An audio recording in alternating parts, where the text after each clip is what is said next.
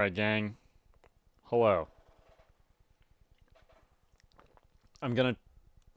Today's episode is gonna have to be a little bit short because I mistimed my whole day. So today's bird fact is that if you have ADHD, um, your perception of reality is probably such that nothing can fit into the amount of time that you have, and for some reason everything always expands to take up more time than is available, and everything is equally important, but you can't actually do it all. So my strategy for that is just normalize.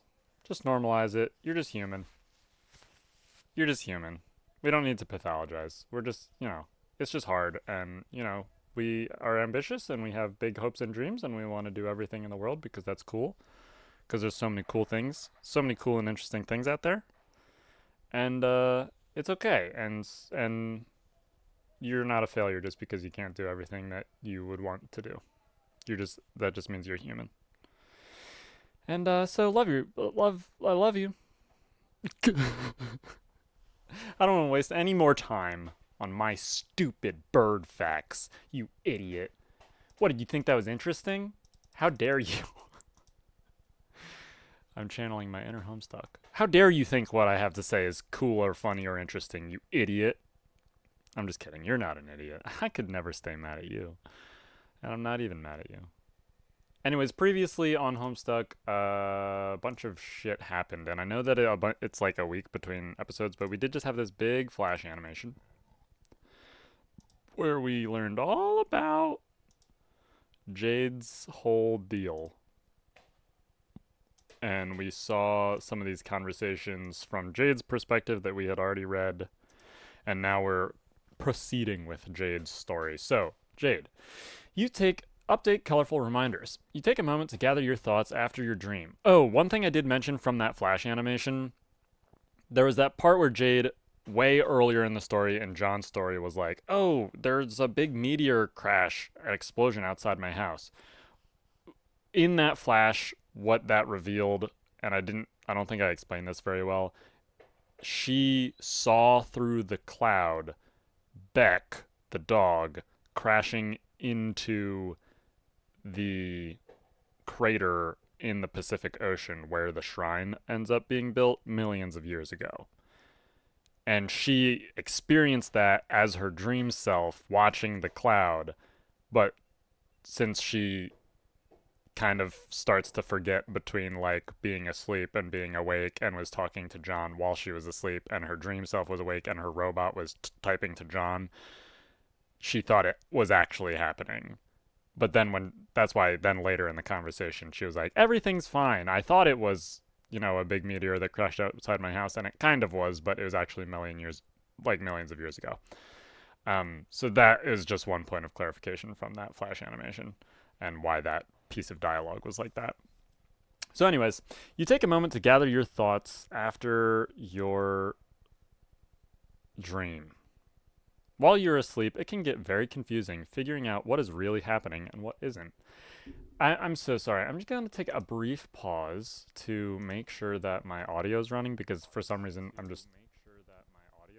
it's running. I'm just always paranoid that it's not running.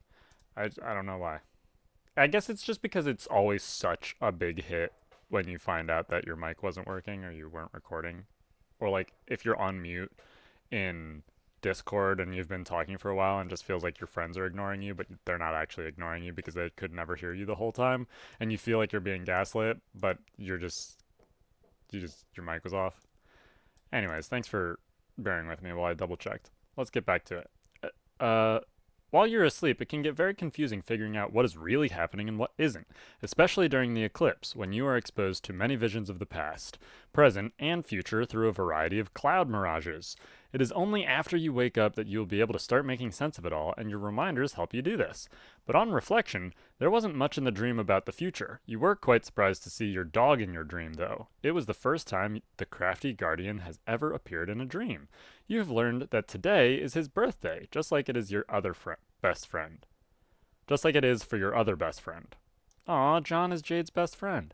You have always wondered about this, and had never had the chance to throw him a party and bake him a cake. Now you can. But if you do, it seems that you will need a lot of candles, because Beck is millions of years old. Quantum dog. Okay, so here we have the temple. Jade's house is over there. Here is Jade's grandpa in front of the furnace. Beck has never allowed you to enter the mystic ruins for reasons you never understood. You always assumed it was on account of your protection. But your dream has strongly suggested to you that it is where you need to go now. Since your dream bot is secured in its bedchamber and does not need to be looked after, Beck is taking a nap in the ground foyer, as he usually does. Perhaps you can take advantage of this and sneak out of the house another way. Jade, grab your harpoon gun. Oh yes, of course. One of your reminders reminds you that you still have a package to deliver too. This way you can kill 2 birds with 1 harpoon gun. Jade, use harpoon to zipline into the great outdoors. Jade looks so funny carrying that big gun. The big pile of smuppets. Pachoo! Choom, harpoon sticks into a part of the ruins with some cable, and she just happens to have a zip line. I don't know where she got that, but she's got it. And wow, no harness or anything. She's one brave lass. And she's zipping down into the ruins, which, of course, we already know this cable and that harpoon absolutely ends up hundreds of years later with Wayward Vagabond. Recognize that? Rose, finish building. Wow, Rose has built the house by just copying and pasting the whole house. I don't know how that's architectural perfection. Yeah, I don't really know how this is more stable than the chimney business, but I guess whatever. Dave, mourn the loss of Cal. Wow, we're really jumping perspectives. Here's Dave after he got his ass beat and split his record in half. And Cal got cut in half. No! See you, little dude. If you had any more apple juice, you'd pour some out for your homie. You'll have to remember to double check your closet for more juice. Dave, go get a goddamn new sword.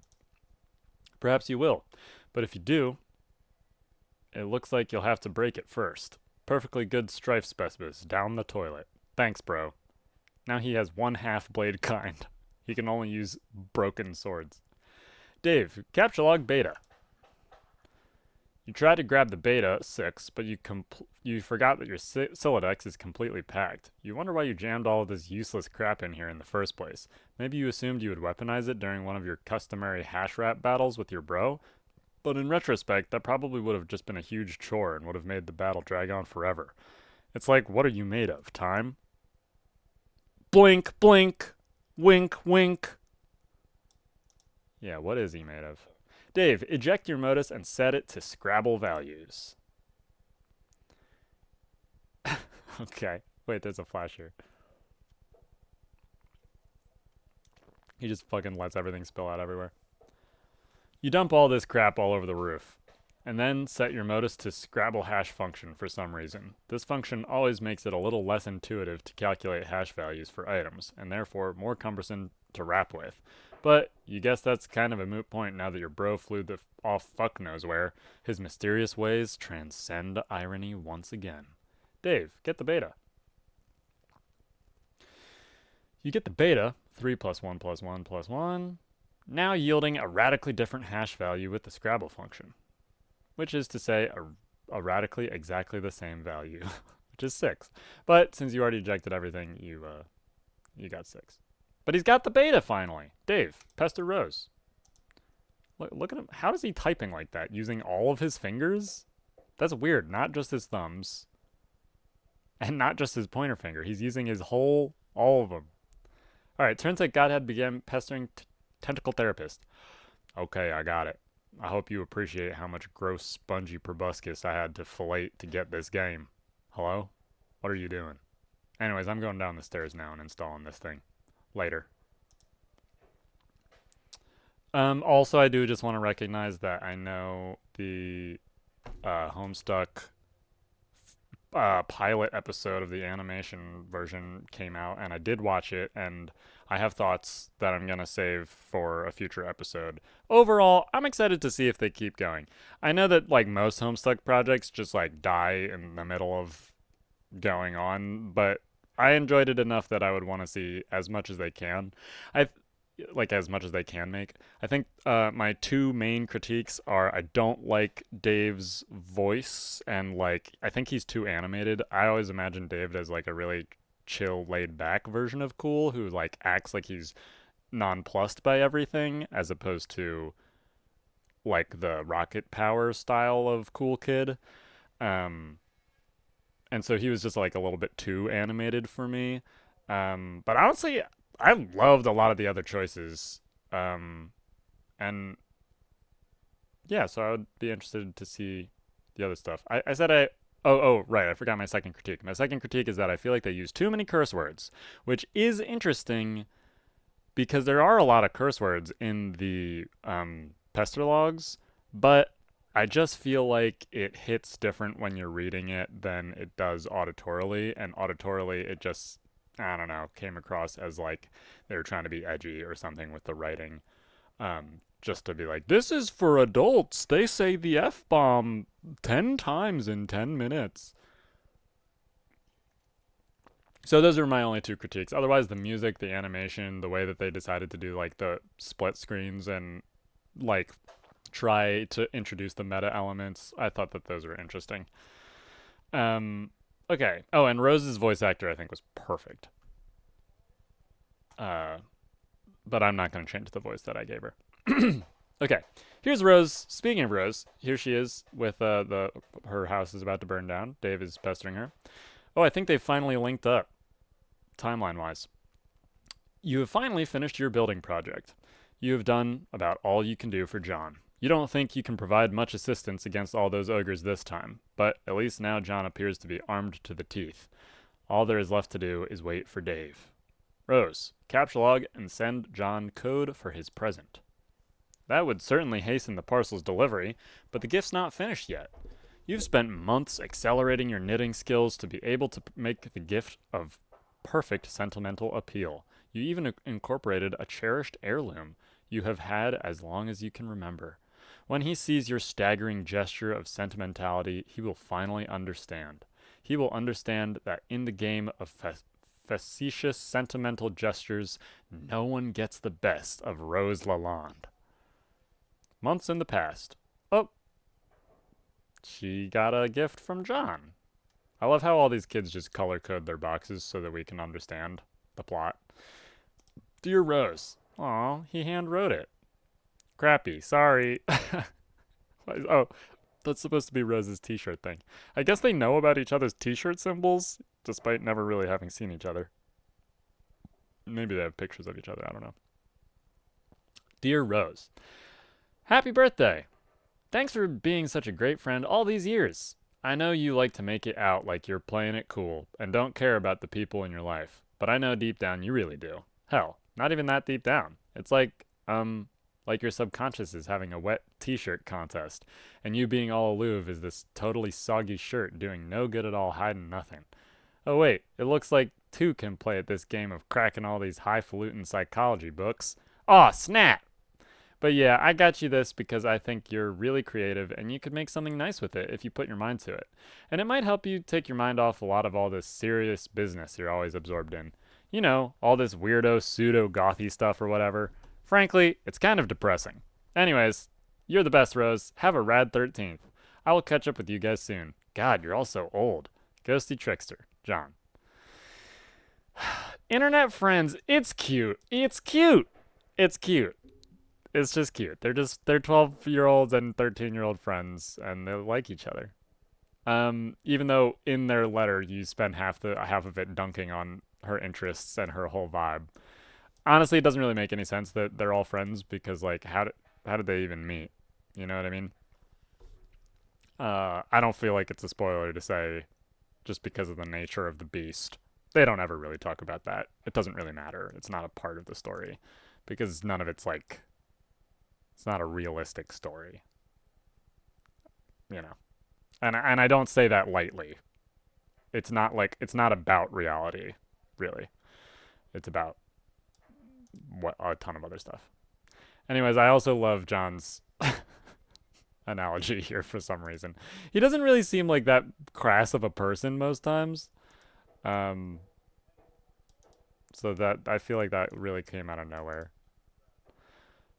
Ghosty Trickster. Oh, and this was before he changed his tag, like we saw in that other conversation. Okay, now this is back in the past again. Oh, who's this? Rose, answer.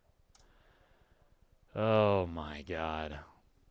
Grim Auxilia Tricks. Auxilia Tricks began trolling Tentacle Therapist. Now I gotta come up with a voice for this one. I wasn't ready. Why is it that when the subject of temporal mechanics is broached, your sparing human intellects instantly assume the most ingratiating posture of surrender imaginable? Time is not that difficult to understand. It is utility that a universe may resort to in order to advance a desired degree of complexity, or may not resort to if that is the case. It's all pretty pedestrian. But no, when time travel comes up, you present the face that a man shows when the breeze gradually alerts him to his absence of nether dressings. I don't see how we are to properly agitate you all if you continue to insist on failing to understand the basic concepts which common infants effortlessly manage to describe via scrawlings in their own puddles of sloppy discharge. Have we spoken before? Yes, in the future. You and your friends never cease to invent ways to strengthen the credibility of your assertions. Oh my, it is your human sarcasm again. I enjoy listening to it, and I wish doing so could serve as a primary form of recreation. There, see, I just did it too, saying the opposite thing to emphasize my contempt. But suddenly I feel more primitive and hate myself a little more. It was like this funny miracle that just happened in my heart. I would admire the sophistication of you and your fellow future dwellers a little more if you seem to be aware the word human only functions as that sort of adjective in bad science fiction. But I won't be rude and change the subject. There's a still a bit. Oh, I think there's a typo there. There's still a bit of unflagellated straw poking out of your rhetorical effigy over here. Oh dear! No, we aren't from the future. But we are already in agreement that you don't get it and never will. I thought you said we spoke in the future. We did. Your future. For me, it was only a couple of minutes ago. I understand. You exist in some temporal stratum through which you have communication access to various points of my timeline. It's not that complicated. Yes, that's right. Will you try to talk some sense into your idiot friends, so that we may proceed to bother them all on more rational terms? I try to every day, with mixed results. But you see, it's not that I don't understand you. It's just that I don't believe you, because it's nonsense, albeit persistent and coordinated nonsense. Why would a bunch of temporally dislocated trolls want to harass a group of friends throughout completely random points in time? I will admit that this campaign of provocation wasn't all that well thought out. Don't tell anyone I said that. All right. Maybe you should get some trolling tips from us humans. Our sparring intellects are probably better suited to it. Yeah, maybe. Why don't we be friends? You want to be my friend? I think so. I think we're supposed to. You suggested as much earlier. You mean I did in the future? Yes, a couple of minutes ago. Probably because I remembered you mentioning it in the conversation we're having now? That's likely. Your commitment to this role-playing scenario is intriguing. What choice do I have but to accept? What? I guess they're gonna be friends. I didn't. Wow, that's kind of crazy. Okay, so you remember from earlier? I'm pretty sure Dave and Rose have the same birthday. Jade's birthday, I think, was a little bit earlier than theirs. I think that's right. I forget from the calendar, but they're all in like the December time, which we see tracks because it is winter out here. Bingo. I don't. What is that? Who is that drawing? I don't know. Whatever. Got to go back through this. All right. So back to Dave now, from the perspective of John's presents that he gave to Dave. Oh, wait, it was the sunglasses. And Dave's reading a letter, too. And here it is. um, rainy in December in Texas. What city even is that? There's just infinite skyscrapers? I don't know. It's 2009. It doesn't even really make sense. Whatever. Look at Dave's sweet gamer setup and anime sunglasses. What's that? The Gurren Lagann glasses? I don't remember. Dear Dave. Yo, sup? Shit. I guess it's a record with sunglasses on and a party hat. I love John's drawings. Dear Dave, happy birthday. I just wanted to take a break from telling you how much your gay butt stinks all the time and say what an awesome friend you are. Seriously, on any other day, I would be downplaying how you aren't really as cool as you think you are. But just between you and me, I think you might actually be that cool. I think you just gotta get out of your bro's shadow and spread your wings, dude. So I got you these. They're totally authentic. They actually touched Ben Stiller's weird sort of gaunt face at some point. I'm sure you'll dig them because I know you lolled so hard at that movie.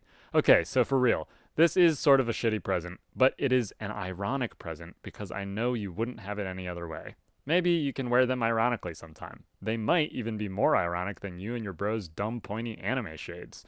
Anyways, have a good one, buddy, and stay busy being totally sweet. Ghosty Trickster, John. John is such a good friend. Okay, not to be showing my whole ass out here, but I just feel like John, this is so genuine.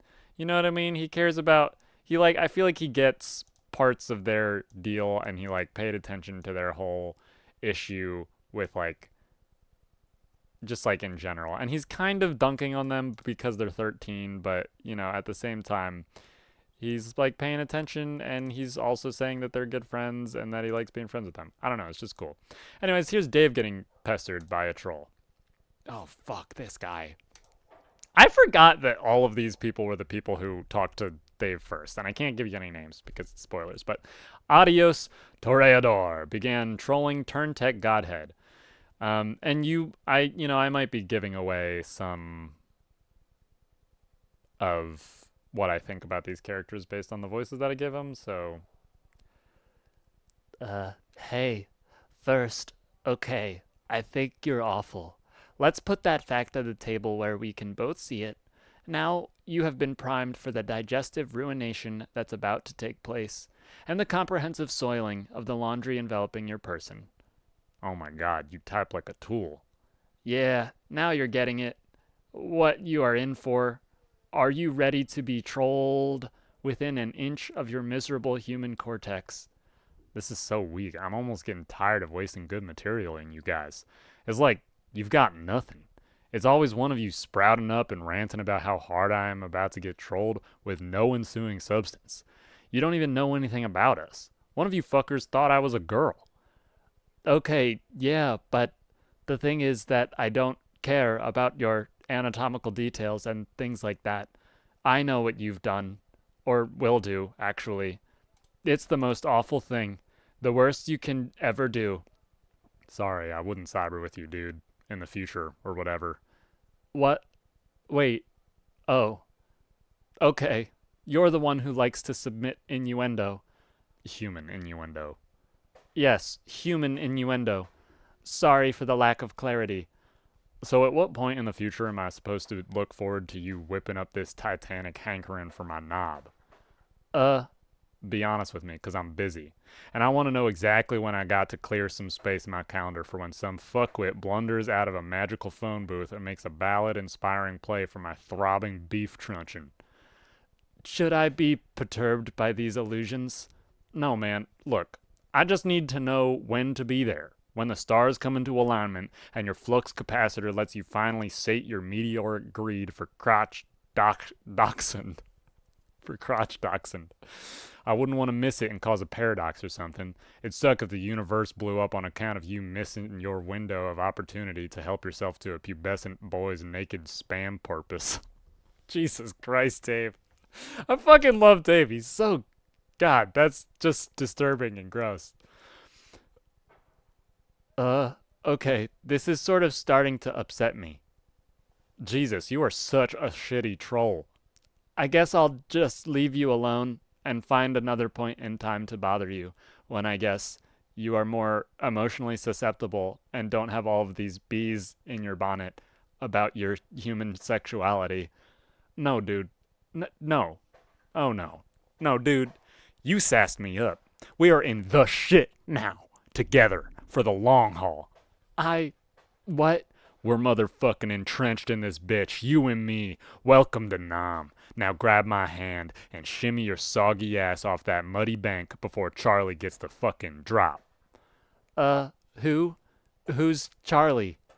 He's the guy who's gonna read our vows. I'm feeling pretty friggin' matrimonial all of a sudden. Take a look down by your foot and see that little bottle. Stomp on that shit like it's fire. Like it's on fire. Noisy ethnic dudes are flipping the fuck out and waving us around on chairs till someone gets hurt. Okay, once again, racist. I'm specifically against Jewish people because I'm pretty sure both of those things are Jewish religious traditions, and they're just calling them noisy ethnic dudes. I don't know. I mean, is that racist? It doesn't feel not racist. It feels bad. 2009 strikes again. Oh, actually, we're in 2010. We finally made it, everyone. This is January 1st, 2010. I'm your 300-pound matronly freight train, and my gaping furnace is hungry for coal, so get goddamn shoveling. Oh my god. Bro, look in my eyes. That twinkle. That be devotion, you herniated pro wrestler's sweaty purple taint, sparkling like a visit from your fairy fucking godmother. Shit be true, pure, and true. And that's what you see. A kaleidoscopic supernova of all your hopes and dreams all swishing together, radially effervescing arms of more little boy peckers than you can imagine, turning out insane corkscrew haymakers of a billion dancing Vienna sausages strong. This is how we do this. This shit's more real than Kraft mayo. Adios Toreador, Block's turn tech godhead.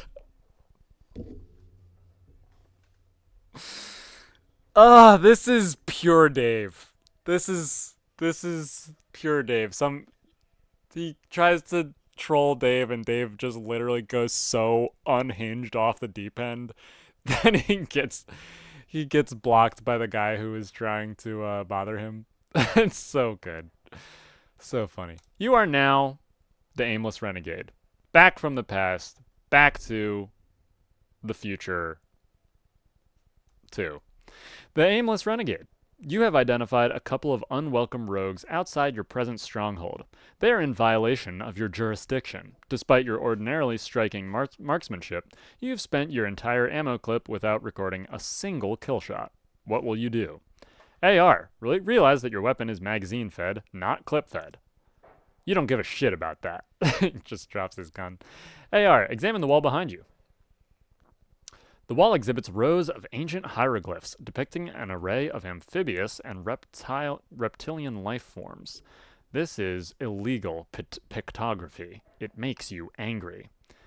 Now look at these symbols. There's some kind of lizard creature, some kind of maybe crocodile creature. There's some frogs, some lily pads, some sky imagery. It means something, kind of. And, yeah, it kind of makes sense a little bit based on stuff that we'll see in the future, but barely. Doesn't really matter, also. AR, go search for more ammo.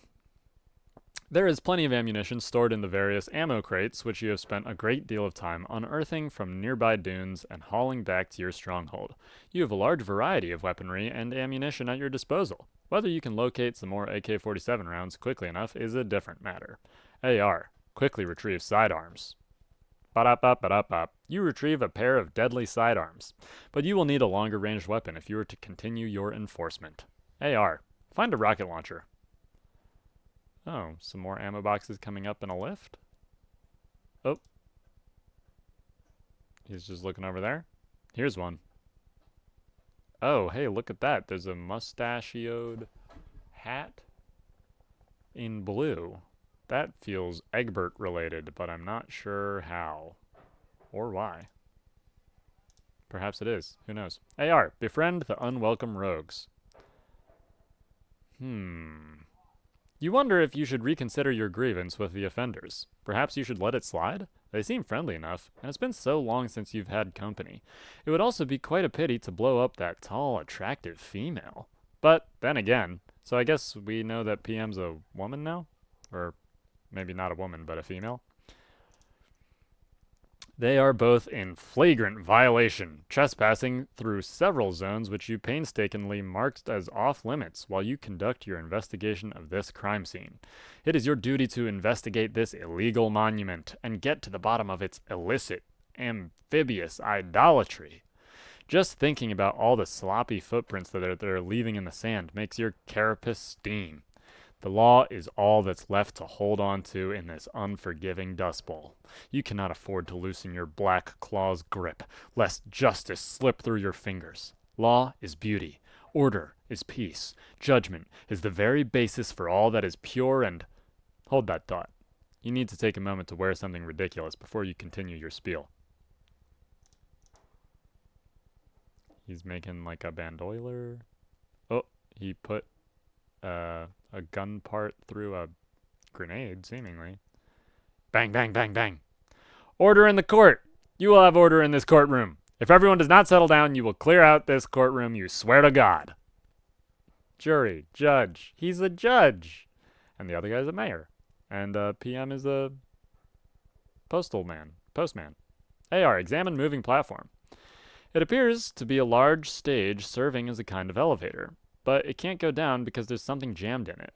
It looks like a peculiar musical instrument, probably centuries old. Look, it's Jade's bass guitar. But yeah, the jury agrees. You've got to go blow up those trespassers. Jade, place present on monument. You put John's present down in just the right spot, along with a letter you prepared a little while ago after a particularly interesting series of dreams. Should be any minute now. And so this is how... So Jade saw the future through the sky as clouds and knew to put this present here for the mayor hundreds of years later. So she just puts it here. If I... And then the mayor purifies it from the present over to now. And then she shoots the wire. You put down the time bait. It's out of your hands now. And she completes the paradox loop. You guess you could swim. Maybe you can think of a better way across, though. So now she's trying to get into the temple. PM, read the letter. This is kind of confusing. Dear Miss Mail Lady, go here. This is good. I'm saying to go into this other explosion. But you guessed it's straightforward enough, even if the drawing is somewhat inaccurate. Land. Oh no! AR, berate self for unauthorized demolition. Stupid, stupid, stupid! I guess he launched the rocket and blew up that thing. You had them right in your crosshairs. You have no idea how a crack shot like you could have missed. It is practically inconceivable. AR, be the law. You reload and take aim. That fair carapace, how it sparkles in the desert light. No, you cannot afford to be distracted by such thoughts. You are busy being the law. PM is pissed. And then he fucking misses by, you are the law, whoops! Misses by a mile. Big explosion. I like how they did this gif. Really put some emphasis on the still image. WV, wave about in a distracting manner. Oh, it's this guy again, and his little blinking bee. So outrageous. Mayor's causing a distraction. Lob! Clonk. The can ruse was a distraction. Here's another Sweet Brown Hella Jeff. I don't think we've read this one yet. Sweet Brown Hella Jeff, introducing the new friend, Jerome. Bro, have you seen my socks around anywhere? No, dude. Again with the socks. What is it even, man, with you and socks? Oh, actually, I do think the sock ruse was a distraction. Yeah, we've actually read this one. The can ruse was a distraction. You're just in-joke referencing for no reason here. PM, scamper quickly to the newly created hole. So Jade knew the future. She read it before the future was known. You have the cargo. Just referencing Sweet Brown Hella Jeff, thank you. Now PM is... Wayward Vagabond is... The mayor is in the way. Shoo! Ah, Mayor! PM, read the next step of the letter. Deliver here. The last thing I ask you to blank, blank, blank, blank, grateful. At the bottom of the letter is a series of coordinates along with further instructions. You know what you must do. Liberty, reason, justice, civility, edification, perfection. Sendificate. Pew! Mail. Way to go. And so this was John's gift to Jade. And so Jade sent it to the mayor. Well, had it pulled from the purifier to the mayor. The mayor passed it to the mail lady. Mail lady sendificated it to years in the past. Here's a butterfly. And a gun. Blam! And Jade's grandpa, when he was still alive, killed that butterfly. Killed the hell out of that butterfly. And look, it's baby Jade. Today is your birthday. Your grandfather has decided to celebrate by introducing you to the thrill of the hunt. But suddenly, you and Beck are wandering off. Where is this silly dog taking you? So this must be like late November down in the Pacific Ocean, years before the present. You find a present. Ificate. So John's gift to Jade goes back to Jade earlier in her life. She opens it up. It's a blue t-shirt with a slime on it. What's that about? Pumpkin seeds. You open it to find a shirt that is way too big for you. And pumpkin seeds? There's also a letter. Dear Jade. Aw, dang, where'd I go? Blarg, so terrible. Dear Jade, happy birthday. It's hard to thank you enough for your friendship over the years. Heck, if it weren't for you, I wouldn't even have met Rose and Dave. So that is like 3 times the friendship. That is almost like too much friendship. Haha. I only wish I could get something for you for your birthday that could remotely make up for what you've given me. But of course, that's impossible. So, here are a couple silly things anyways. I went to a weird Asian store the other day and saw this rad shirt. So I got it, and I'm wearing it now. But there was a blue one too, which was way more awesome. And I wanted you to have it.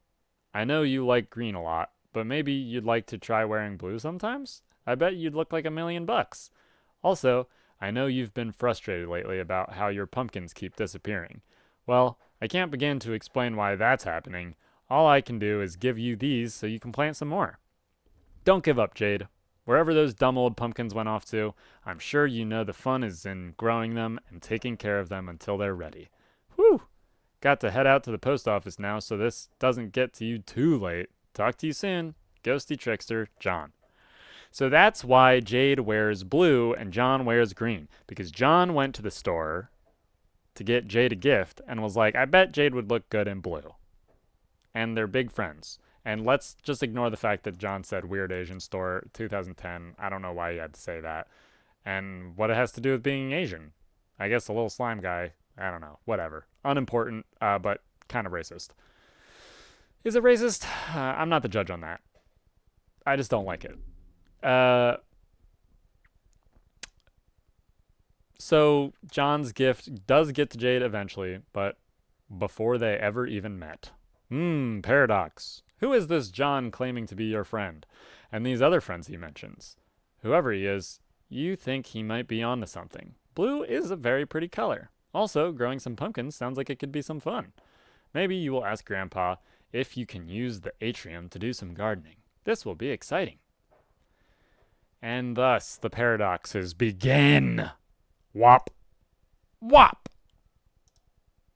Wop. Oh, back to John's dad. In the present, you bear the vicious brunt of this story transition directly in the face. Wop. You're getting really tired of this feisty man and his busy fists. Back to Jack Noir. We're not in John's dad's perspective, we're actually in Jack's perspective. Jack, kill John's dad yourself. Here, stick this in your pipe and bleed to death slowly.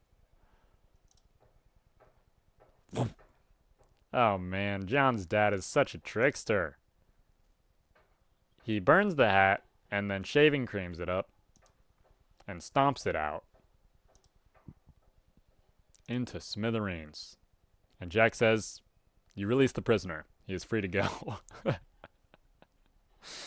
Their love of distasteful hats. Or, I mean, their shared hatred of distasteful hats.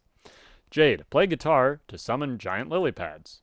Back to Jade in her present. Okay. She plays her, I guess no, it's her bass. It's not guitar. I don't know why it says guitar, because it's bass. Play guitar to summon giant lily pads. She's got her speaker. Ribbit. And then she jumps across the lily pad. Did she actually have to summon those? I don't know. There's no real way of knowing, but she just does it anyways. Pop, pop, pop, pop, pop. Oh, she's in front of the temple. That's a very ominous image. They like changed the art style for it a little bit. Dave, install beta. Oh, hell yeah. Back to Dave and Rose's present, and their timelines finally synced up. Alright, I'm installing this game finally. We're doing this, man? Oh no, sorry. That's Rose. We're doing this, man? Yeah. You could almost say, we're making this. Go on. What is it we're making this?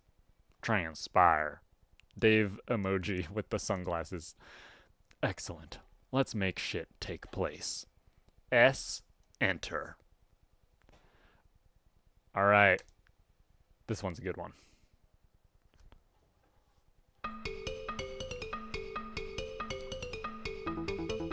Oh, God. This song might be my all-time favorite Homestuck song.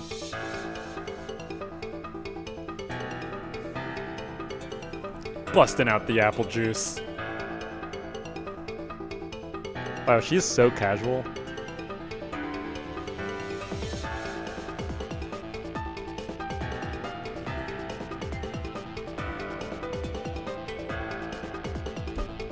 Jade is entering the temple. Dave is drawing some sweet bro and hella Jeff. Rose is playing with a cat.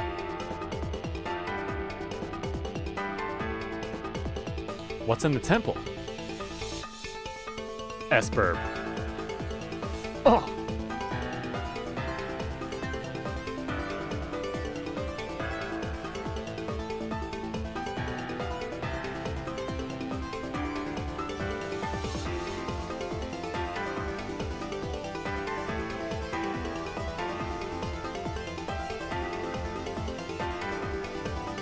Strider!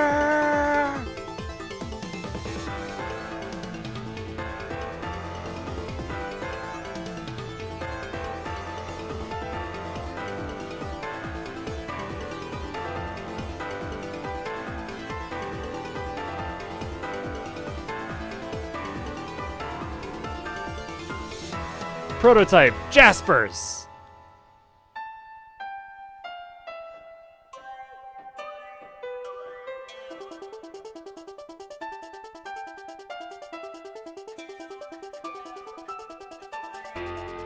She loses the bottle!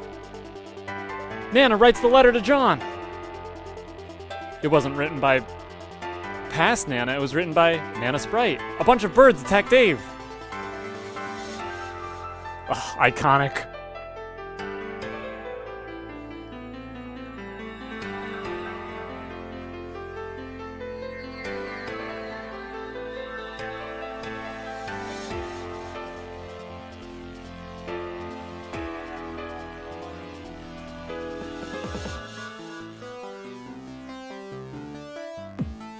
Jasper's Sprite.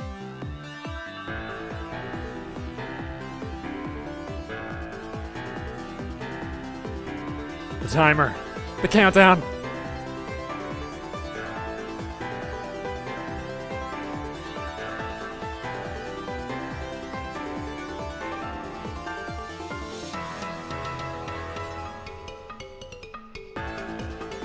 Back to John. And Jade got Dave's copy of Esper.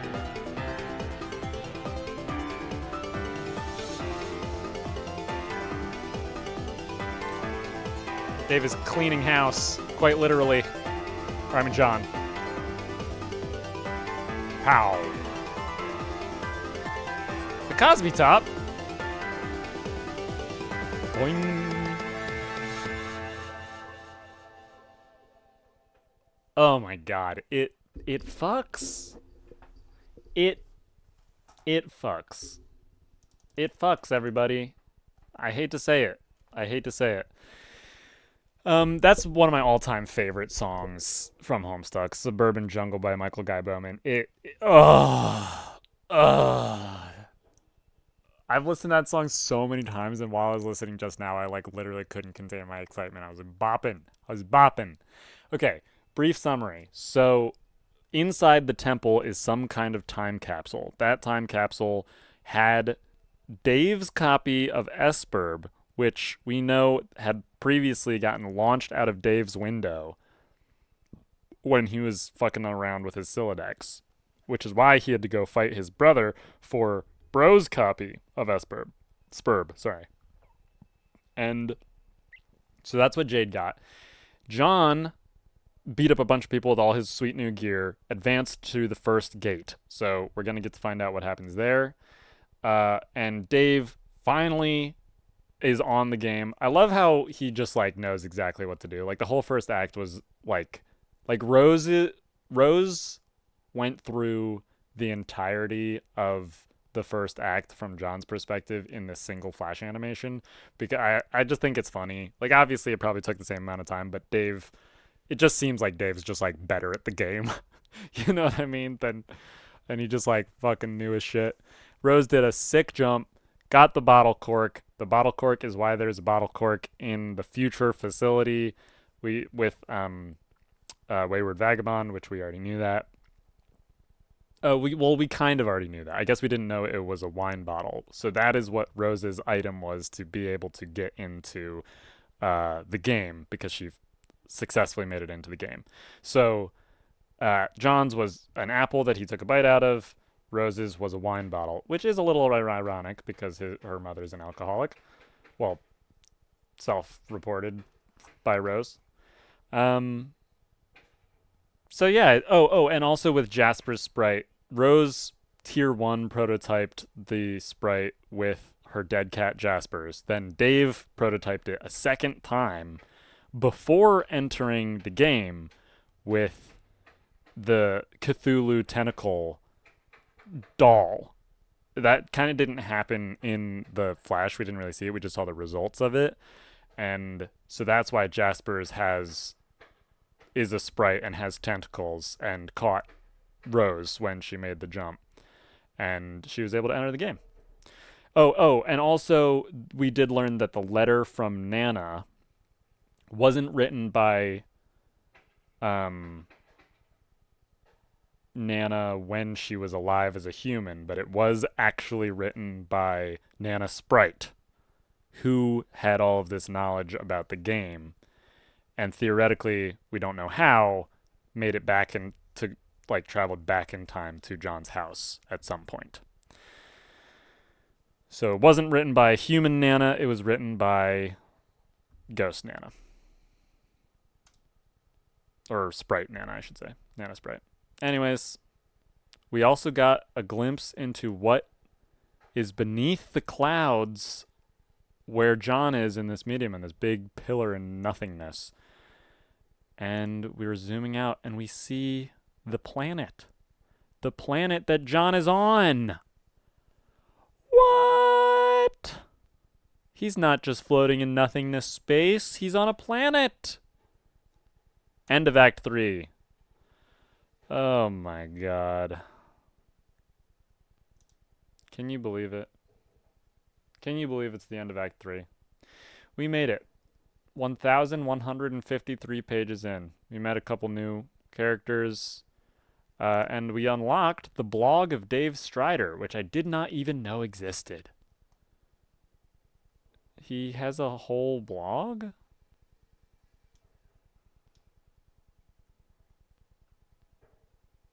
January 7th, 2010. I watched Bruce Almighty recently. This was my favorite part of the movie. Bruce is talking to Morgan Freeman because he can't make Jennifer Aniston fall in love with him for some mind-boggling reason. She'll take me back, right? Would you take you back? That's my Morgan Freeman impression, by the way. How do you make someone love you without affecting their free will?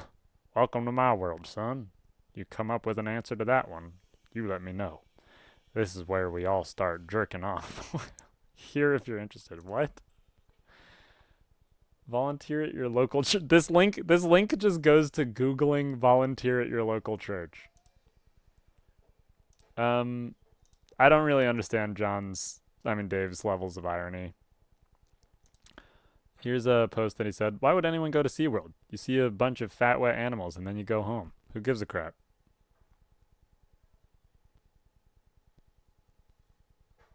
Oh, here's a whole one about reviewing Tony Hawk.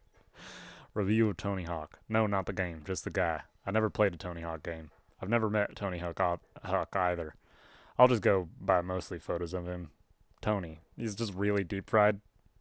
Look at this goofy motherfucker. It looks like Kevin Sorbo had a savage face collision with James Woods. Note that I didn't say they had a love child. People who use that phrase are fucking assholes.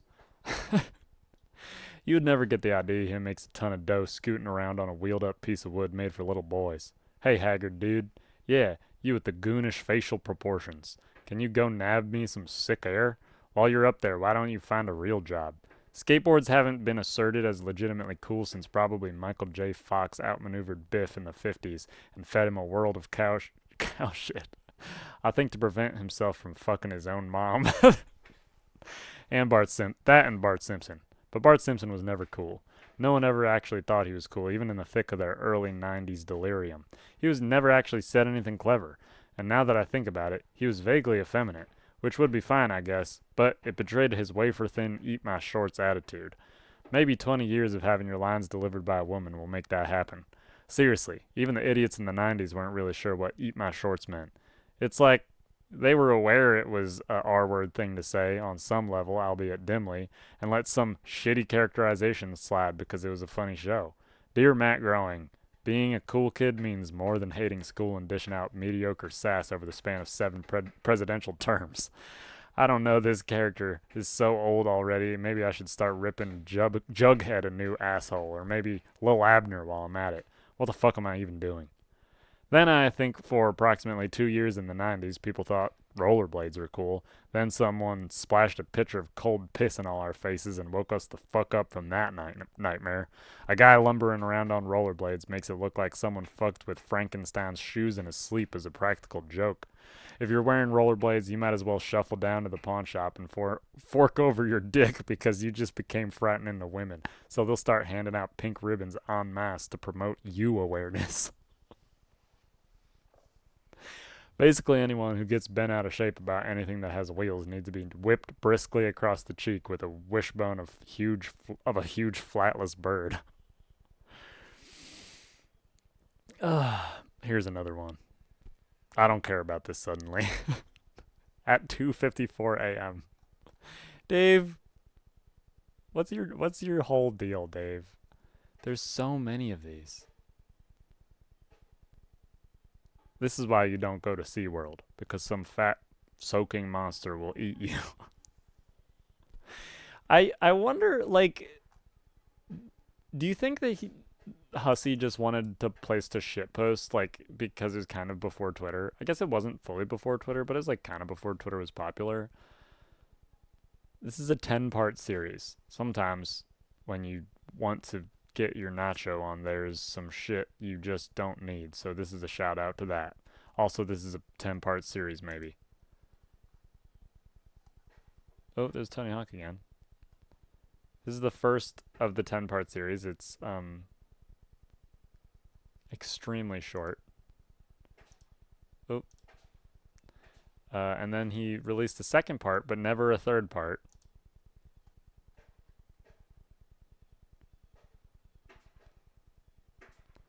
Shit, now look, Einstein. It's the Nancho party. It's completely inscrutable. I'm not even going to bother reading it. Ugh.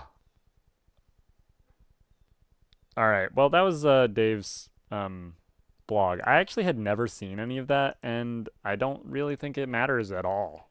It's just like another piece of like metatextual fake fiction that they made for the purposes of this thing, but I didn't even know that it existed, so they like barely never reference that. Most of the references to the meta Dave stuff is all Sweet Bro and Hella Jeff. But we're on to the intermission. Here we go. Oh shit. What is this green ass mansion in the night? Our first intermission. And I think we're gonna have to leave it here. And we'll pick up next time with the intermission. And yeah, you're dead ass right. We're just leaving all that cliffhanger action off, and you're not even gonna get to find out what happens next week because next week we're going in the intermission. So fuck you, you know. That's what Homestuck says. Homestuck says, "Oh, you wanted to read the comic? Actually, fuck you. You don't get to read the comic. You get to read this other comic that's in the middle of my comic." And that's why it's maybe one of the best pieces of fiction ever made. Just kidding. Not necessarily saying it's the best, but definitely one of the most compelling, just because I feel like nothing does it like it does. Nothing did it, nothing has done it like it does.